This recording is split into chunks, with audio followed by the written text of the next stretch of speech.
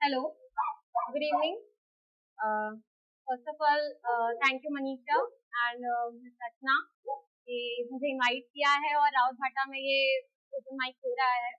और जैसा मैम ने कहा कि पोएट्री के लिए तो वो थोड़ा सा पोएट्री टाइप से भी है और शायरी टाइप से भी है, जो भी आपको समझ आए। कोशिश की है, फर्स्ट टाइम परफॉर्म कर रही हूँ, आप लोग रिलेट भी कर सकते हैं मे बी।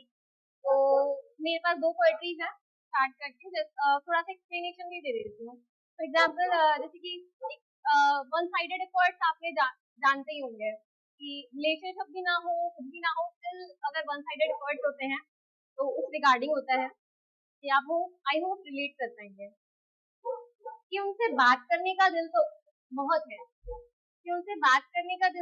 है, पर वो जवाब जरा देर बाद से देते हैं। हम पूछते हैं कि फ्री तो हो, तो ऑलवेज फ्री फॉर यू मेरी जान कह देते। नई नई सी दोस्ती है तो इसलिए हम भी जरा सब्र से काम ले लेते हैं। खुद कभी आगे से बात नहीं करते, और जब भी हम करें तो अनलिमिटेड कन्वर्सेशन मेरे नाम कर देते हैं।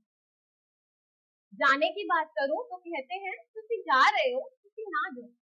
जाने की बात करूं तो कहते हैं तुम जा रहे हो, तुम ना जाओ। पर मेरे आखिरी मैसेज के बाद वापस पलट के बात तक नहीं करते।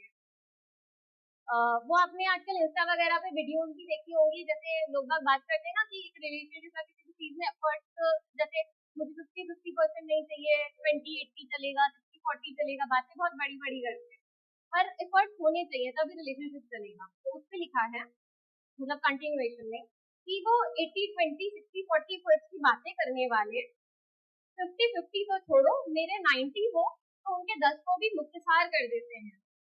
मसला क्या है, जरा समझ से परे हो रहा है कि जैसे क्या है कि हमारी पसंद नापसंद थोड़ी बहुत सिमिलैरिटीज है, जब वाइब मैच है ना तो हुई थी। तो उसके लिए लिखा था कि वो 80-20 60-40 की बातें करने वाले 50-50 तो छोड़ो, मेरे 90 और उनके 10 को भी मुख्तसार कर देते हैं। मसला क्या है, समझ से परे हो रहा है, इतनी सिमिलैरिटीज होके भी कुछ अलग सा हो रहा है। हमें बेकरार करके, नींदें दुश्वार करके, इतने हिंट देने पर भी नासमझ बन के इनकार कर देते हैं। हम तो दिल हार ही चुके थे, पर जब भी उनसे पूछा कि ये जो हमारी बातचीत है, is that okay for you, तो कहते हैं हाँ ठीक है, जैसे सबसे होती है, और पल में ही हमें खास से आम कह देते हैं। और एक शेर है जो कि मेरा लिखा बनी है, वो इंस्टा से कॉपीड है, पर मैं इसके कंटिन्यूएशन में थोड़ा रिलेट करवाना चाहूंगी। बात सही, अजीब शब्द है, बात करो तो लगता है सिर्फ मेरा है, और ना करो तो जैसे जानता ही हो।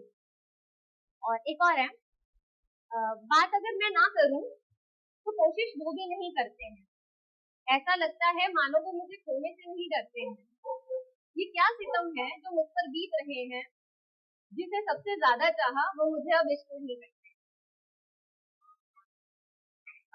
ये एक पोएट्री हुई, और बिल्कुल डिफरेंट जोनर का एक और पोएट्री है। वो मेरी एक फ्रेंड है दीक्षा तिवारी, जयपुर की रहने वाली। विद हर परमिशन मैं वो आप सबको सुनाना चाहूंगी, वो बहुत ज्यादा मुझे अच्छी लगी है, और आई होप आपको पसंद आएगी और आप लोग समझ पाएंगे उसे। और ये किस बारे में है कि जैसे लड़कियों को क्या है, जनरली अपने यहाँ पे समाज में, और अपने यहाँ पे भी नहीं, हर जगह कुछ भी उन्होंने कहीं हरासमेंट झेला है या किसी भी तरीके की चीज को उन्होंने फेस किया ना, तो वो मोस्ट ऑफ द टाइम उनको ये कह दिया जाता है कि तुम चुप रहो, किसी को बताना मत, कोई बात नहीं, इतना होता रहता है, तुम्हारी गलती होगी। तो उससे है, ध्यान से सुनिएगा। अरे वो तो लड़का है, कुछ भी करेगा, तुम हो लड़की, तुमको है चुप रहना, चुपचाप सब सहना, पर किसी से कुछ मत कहना। वो लड़का है, तुमको देखेगा, तुम हो लड़की, तुमको ही है हरदम छुप के रहना, कपड़ों से लिपट के खुद को ढक के, किसी से कुछ मत कहना।